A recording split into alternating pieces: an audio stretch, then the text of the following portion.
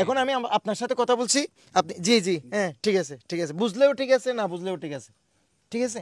এরকম করতে করতে বিরাট একটা সুন্নাহ থেকে আমরা সরে যাচ্ছি। আগে যখন মোবাইল ছিল না আমরা জানাজা পড়তে যেতাম, এখন আমরা জাস্ট অমুক মারা গেছি ইন্না লিল্লাহি ওয়া ইন্না ইলাইহি রাজিউন বলে একটা স্ট্যাটাস দিয়ে দিই, মনে করি ওঠে জানাজা হয়ে গেছে। এখানে আসার পর থেকে আমাদের ওয়াইফরা সবসময় ফোন দিচ্ছে, ভিডিও কল দিচ্ছে, এগুলো আসলে বারণ করা দরকার। আড্ডার মধ্যে মোবাইল চলবে না, মোবাইল সব জমা।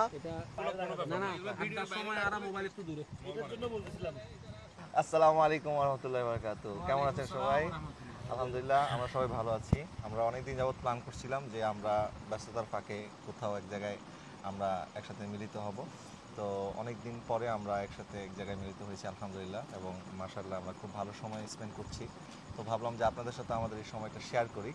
তো প্রথমেই আপনারা আমার সামনে এতগুলি মোবাইল ফোন দেখে হয়তো বলতে পারেন যে আমার সামনে এত মোবাইল ফোন কেন, কারণ এটা মনে রাখবেন ফ্যামিলি টাইম বা ফ্রেন্ড টাইম। আচ্ছা ধন্যবাদ। এই টাইমটা আমরা যেন খুব ভালোভাবে কাটাতে পারি সেই জন্য সবার মোবাইল ফোনটা এক জায়গায় জমা রাখবেন, কারণ অনেক সময় হয় যে আমরা বন্ধুরা কথা বলতেছি অজান্তেই মানে লাইনে ঢুকে যাই, কয়জন বসে আছে আমরা সো বসম সো ক্লোজেস্ট, কিন্তু আমাদের মাঝে অনেকক্ষণ আমরা এই আসরটা বসাতে পারতেছিলাম না। কেন? প্রত্যেকের হাতে মোবাইল, কেউ ফেসবুকে কমেন্টে রিপ্লাই দিচ্ছে, কেউ মেসেঞ্জারে জবাব দিচ্ছে, কেউ ফেসবুক চেক করছে, কিংবা কারো ফ্যামিলি কল আসতেছে। আমরা অনেকক্ষণ ধরে চেষ্টা করতেছিলাম যে আমরা এক জায়গায় হবো, কথা শুরু করবো, কিন্তু লাস্ট পর্যায়ে আমাদের মুস্তাফা রাহিম যখন আমাদের সবার মোবাইলগুলো এক জায়গায় নিয়ে নিল, আমরা কথা শুরু করতে পারছি। সুতরাং আমাদের উচিত, দর্শক আমাদের প্রত্যেকটা যারা ফ্রেন্ড আছে আমাদের উচিত হচ্ছে, আচ্ছা আপনি নিয়েছেন ঠিক আছে, আচ্ছা আপনার উদ্যোগ, আমরা আমাদের মেসেজটা হচ্ছে আমাদের সোলাইমান রেজবি আমাদের সবার খুব প্রিয় স্নেহের, তিনি উদ্যোগটা নিয়েছেন। আমাদের মেসেজটা হচ্ছে আমরা যখন ফ্যামিলি টাইম স্পেন্ড করব, আমাদের যখন ফ্রেন্ডস টাইম স্পেন্ড করব, কোয়ালিটি টাইম স্পেন্ড করব, আমরা মোবাইলটাকে 1 ঘন্টার জন্য সাইলেন্ট মোডে রাখবো। তাহলে আমাদের ওই টাইমটা প্রাণবন্ত হবে, আমাদের পরিবারের মানুষগুলো যথাযথ হক আদায় হবে। এই জায়গায় আমি আরেকটা কথা অ্যাড করতে চাই, সেটা হচ্ছে ব্যস্ততা ছিল, আছে, থাকবে, কিন্তু হায়াত আমাদের দিন দিন শেষের দিকে চলে যাচ্ছে। অর্থ কামাতে, সম্পদ কামাতে গিয়ে, সম্পদ গড়তে গিয়ে আমরা ওই পরিবারের সাথে সময় কাটানোর সময়টাই ভুলে যাচ্ছি। সেজন্য আমি আজকের এই মজলিস থেকে আমার সমস্ত ভাই বোনদের কাছে অনুরোধ জানাবো, যতই ব্যস্ত থাকেন না কেন আপনাদের সুবিধা অনুযায়ী পরিবারের জন্য সময় কাটানোর জন্য, বাইরে ঘুরতে যাওয়ার জন্য কিছু সময় আপনারা বের করবেন। আর এই সময়টার মধ্যে শুধু আপনারাই থাকবেন, আপনাদের দুঃখ সুখ আপনারা নিজেরাই দুঃখ সুখ শেয়ার করবেন।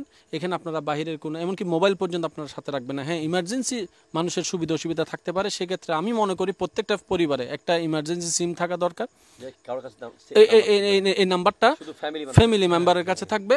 আর প্রত্যেকটা স্বামী স্ত্রীকে আমি অনুরোধ করব, আমার ভাই বোনদেরকে, আপনারা যতই যা কিছু করেন বাচ্চাদের টেক কেয়ার জিনিসটা, আপনারা খেয়াল রাখা জিনিসটা অন্যের হাতে তুলে দিবেন না।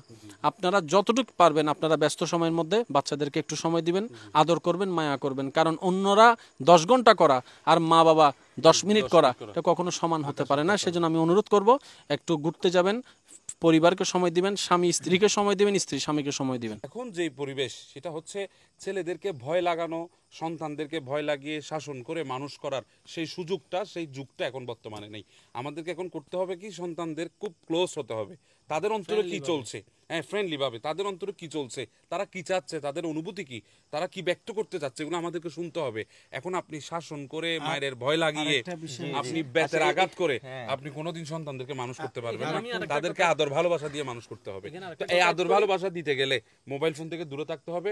আর বিশেষ করে আমাদের মা বোনরা এখন টিকটকের প্রতি বেশি ঝুঁকে যাচ্ছে এবং লাইকের প্রতি বেশি ঝুঁকছে, যেহেতু না এগুলো বলা দরকার, কারণ এগুলো আমাদের না না এটা আমাদের বলা দরকার। এই জন্য না এটা বলা দরকার, এটা একটু বলি, এটা বলা দরকার। এই জন্য এখন কিন্তু মারা যারা আছেন তারা বাবাদের চাইতে মারা বেশি মোবাইলে আসক্ত হয়ে গেছে। যেভাবে শুধু মাদেরকে দোষারোপ করতেছেন, আমাদের অনেক এখানে আসার পর থেকে আমাদের ওয়াইফরা সবসময় ফোন দিচ্ছে, ভিডিও কল দিচ্ছে, এগুলো আসলে বারণ করা দরকার। আচ্ছা এখানে আমি আরেকটা কথা বলি, খুব সংক্ষেপে প্লিজ। সেটা হচ্ছে না না না আস্তাগফিরুল্লাহ, সেটা না, আমরা এই মোবাইল মানে বেশি ইউজ করার কারণে বিরাট একটা সুন্নাহ কিন্তু আমাদের সমাজ থেকে একেবারে প্রায় বিলুপ্তির মতো হয়ে যাচ্ছে। সেটা হচ্ছে কি, যেমন রসুল করিম সাল্লাল্লাহু আলাইহি ওয়াসাল্লাম তিরমিজিতে হাদিস আসছে, হুজুর করিম সাল্লাল্লাহু আলাইহি ওয়াসাল্লাম যখন কারোর সাথে কথা বলতেন তখন নবী করিম সাল্লাল্লাহু আলাইহি ওয়াসাল্লাম খুব মনোযোগের সাথে তার কথাগুলো শুনতেন এবং তার দিকে কখনো কখনো দেখা গেছে ডাইরেক্ট এরকম ফিরে যেতেন কথা বলার সময় মুখোমুখি হওয়ার জন্য। তার মানে একজন অপরজনের প্রতি যে একটা আকর্ষণ, একজন অপরজনকে গুরুত্ব দেয়া, এই গুরুত্ব দেওয়ার সিস্টেমটা এবং কথা বলার যে আদব, সেটা কিন্তু আমাদের সমাজ থেকে এই মোবাইল কেড়ে নিয়েছে প্রায়। এখন আমি আপনার সাথে কথা বলছি, আপনি জি জি হ্যাঁ ঠিক আছে ঠিক আছে, বুঝলেও ঠিক আছে, না বুঝলেও ঠিক আছে, ঠিক আছে, এরকম করতে করতে বিরাট একটা সুন্নাহ থেকে আমরা সরে যাচ্ছি। এই জন্য আমাদের উচিত যখন আমরা কারোর সাথে কথা বলবো, হোক সিনিয়র হোক জুনিয়র, উচিত হচ্ছে মোবাইল কমপ্লিট তখন থাকবে অফ, আমার পকেটে থাকবে, বাস তখন আমরা একে অপরকে গুরুত্ব দিয়ে কথা বলবো।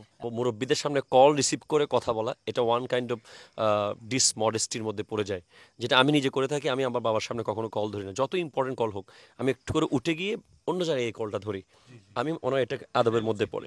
আমাদের যেই সময়টা বাল্যকালে, এর পরে কিন্তু আমরা অনলাইন জগতে প্রবেশ করেছি। তো তখন যে আন্তরিকতা ছিল, মানে আমরা যখন খেলতাম, কেউ ব্যথা পেলে, কারো গায়ে দিয়ে রক্ত বের হলে ও কান্না করার আগে আমরা কান্না করতাম, কারণ এটা নিতাম ভালোবাসা ছিল।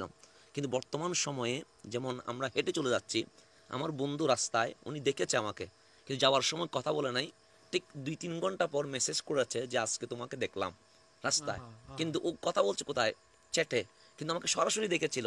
ও চাইলে একটা ডাক দিতে পারতো, কিন্তু এটা কথা বলতে পারতো, কিন্তু অনলাইন ওকে এমন ভাবে মানে মানুষ থেকে অমানুষ করে ফেলেছে, আসক্তি করে ফেলেছে, দেখার পর যেটা সরাসরি যেটা ভালোবাসা আদান প্রদান হবে সেটা বন্ধ হয়ে গেছে। 3 ঘন্টা পর মেসেজ দিচ্ছে তোমাকে দেখেছিলাম, তো কথা বলো নাই কেন? ওই অনলাইনে ব্যস্ততার কারণে। আরেকটা, যখন আমরা দেখতাম ছোটকালে আগুন ধরে যেত কোথাও, তখন আমরা অন্তত পানি না পেলে বালি হলেও মারতাম সহযোগিতার জন্য ছোট্ট হাত দিয়ে।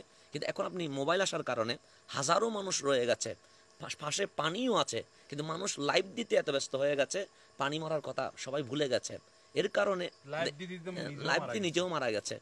এই অনলাইন বিএমডিপুর ঘটনা এবং অনেক ঘটনা আছে। তো এইভাবে এই অনলাইন যেভাবে আমাদের কাছাকাছি করছে, তার চেয়ে আমাদের যে ভালোবাসা ছিল, আমাদের আন্তরিকতা যেটা ছিল, সেটা অনেক দূরে সরিয়ে দিয়েছে। এবং আপনি দেখেন আগের যুগ এখন বর্তমান যুগ তো কখনো খারাপ হয় না, কিন্তু আধুনিকতার কারণে আগে ফিতনা ফাসাদ ছিল না, কিন্তু বর্তমান সময়ে আপনি অনলাইন যত আপডেট হচ্ছে তত ফিতনা ফাসাদ বেড়ে যাচ্ছে। তাই আসুন, আমরা 6 জন কিছুটা অনলাইন বিমুখ বলেই আমাদের মাঝে এখনো আন্তরিকতা ভালোবাসা রয়ে গেছে। তো এইভাবে করে আমরা যদি সবাই মিলে চেষ্টা করি, ইনশাল্লাহ এই ভালোবাসা যুগের পর যুগ এবং বংশ পরম্পরা এটা থাকবে ইনশাআল্লাহ। Thank you. আমি একটা জিনিস একটু, আপনারা অনেকে প্রশ্ন করতে পারেন, হুজুর আমরা যদি অনলাইন থেকে দূরে থাকি আপনাদের ভিডিওগুলো আমরা কেমনে দেখবো? তো সেক্ষেত্রে আমি আপনাদের একটা কথা বলি, please concentrate your mind, please, this very significant কথাগুলো, যে আমরা মোবাইলকে বলবো, মোবাইল তোমার কন্ট্রোলে আমি না, আমার কন্ট্রোলে তুমি। এটা যদি আমরা মোবাইলকে বলতে পারি, তাহলে আমরা নির্ধারিত টাইমে আমরা ইসলামিক কন্টেন্টগুলো দেখবো, আমাদের প্রয়োজনীয় জিনিসগুলো দেখে জাস্ট বের হয়ে যাব। এটা অত্যন্ত বড় একটা পরীক্ষা। আর আমার হাসান আজহারি ভাইয়ের সাথে আমি একটা জিনিস অ্যাড করবো, হাসান আজহারি আমার বন্ধুর সাথে, এটা হচ্ছে আগে যখন মোবাইল ছিল না, আমরা জানাজা পড়তে যেতাম, এখন আমরা জাস্ট অমুক মারা গেছি না লিল্লাহি ওয়া ইন্না ইলাইহি রাজিউন বলে একটা স্ট্যাটাস দিয়ে দিই, মনে করি ওঠে জানাজা হয়ে গেছে। এবং অনেক সময় দেখা যায় আগে যখন মোবাইল ছিল না, আমাদের হজ ওমরা এই সফরগুলো অত্যন্ত নিখুঁত হতো। এখন ইভেন যেখানে কাবা ঘরের সামনে পর্যন্ত আমরা দেখেছি অনেক মানুষকে, যেই কালো গিলাফ মানুষের হৃদয়কে কেড়ে নিয়ে যায়। মেয়েদের সাথে অসংখ্য মহিলাদের সাথে ধাক্কা লাগার পরেও কোনো খবর থাকে না আল্লাহর ঘর দেখার পরে, সেখানে মোবাইল আমাদেরকে রিয়ার দিকে নিয়ে যায়। অবশ্যই আমি এটা বলবো। সুতরাং আমরা মোবাইল ফোনের ব্যবহারটাকে কন্ট্রোলে আনতে না পারলে ভবিষ্যৎ প্রজন্ম প্রচণ্ড বিধ্বংসী একটা পথের দিকে চলে যাবে, মানসিকভাবে বিকৃত হয়ে যাবে, রেডিয়েশনের কারণে, ওয়াইফাইয়ের কারণে, ইন্টারনেটের কারণে। আরেকটা কথা বলে যাই, রাতে ঘুমানোর সময় অবশ্যই ওয়াইফাইয়ের সুইচ বন্ধ করবেন এবং মোবাইল ফোন রাত্রে বালিশের পাশে রাখবেন না, মিনিমাম 10 গজ দূরে রাখবেন মোবাইল ফোন। অনেক অনেক ধন্যবাদ আপনাদের সবাইকে।